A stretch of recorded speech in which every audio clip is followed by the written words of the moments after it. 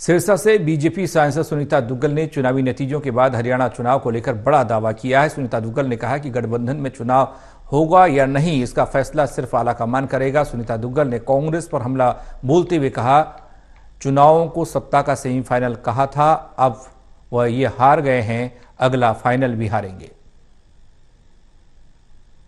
और 3 राज्यों में जो बीजेपी की जीत हुई है, उसके बाद जिन राज्यों में आने वाले चुनाव हैं, क्या समीकरण बदलेंगे, क्या नजरें रहेंगी, हरियाणा के समीकरण पर बात करने के लिए सिरसा से बीजेपी सांसद इस वक्त हमारे साथ है सुनीता दुग्गल। उनसे बात करते हैं। सुनीता जी, आज जो ये नतीजे आए हैं, हरियाणा पर क्या असर डालने वाले हैं और क्या आप तैयारी कर रहे हैं?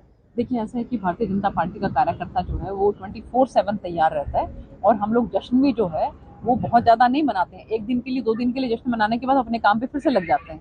तो मुझे लगता है कि इसका बहुत अच्छा असर जो है वो हमारे हरियाणा राज्य के ऊपर पड़ने वाला है और हरियाणा के अंदर जो है माननीय मुख्यमंत्री मनोहर लाल जी के नेतृत्व में और केंद्र में भारतीय जनता पार्टी की सरकार जो है माननीय प्रधानमंत्री नरेंद्र मोदी जी के नेतृत्व में तीसरी बार भी बनेगी, तीसरी बार मोदी सरकार।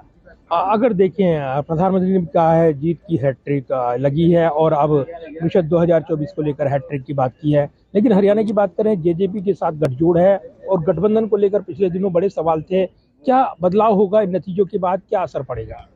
देखिए, ऐसा है कि जो हमारा जेजेपी के साथ गठबंधन है वो आगे रहेगा या नहीं रहेगा, या किसी भी दल के साथ रहेगा या नहीं रहेगा, प्री पोल रहेगा या पोस्ट पोल रहेगा, ये निर्णय जो है वो हमारा शीर्ष नेतृत्व, हमारा जो संगठन है, राज्य सरकार का जो संगठन है और इसके साथ साथ जो हमारा केंद्र का संगठन है, वो लोग मिलकर इस बात का निर्णय लेंगे कि हमें किसी भी दल के साथ जो है वो इलेक्शन के अंदर जो है उसमें जाना है साथ में या नहीं जाना है, या इलेक्शन से पहले जाना है या इलेक्शन से बाद में जाना है।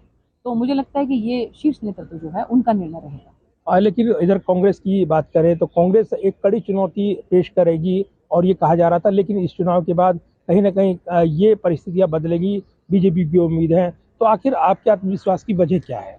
देखिए, ऐसा है कि वो लोग अपनी सहूलियत के हिसाब से, अपनी कन्वीनियंस के हिसाब से जो है अपने बयानों को बदलते रहते हैं।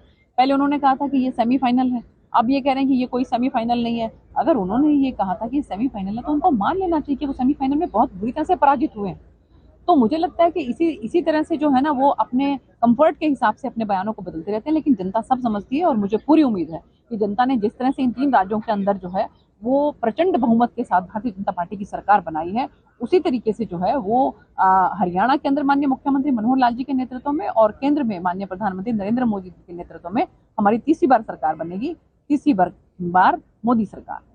धन्यवाद बात करने के लिए। और सुनीता दुग्गल दावा कर रही हैं इन नतीजों के बाद जो खास तौर से हरियाणा का जो सत्ता का समीकरण है वो किस तरीके से बीजेपी के लिए आसान हो गया है और कैसे वो इस चुनौती को देख रही हैं, तो ये काफी महत्वपूर्ण बयान हो जाता है। दीप कुमार, टोटल न्यूज़ के लिए।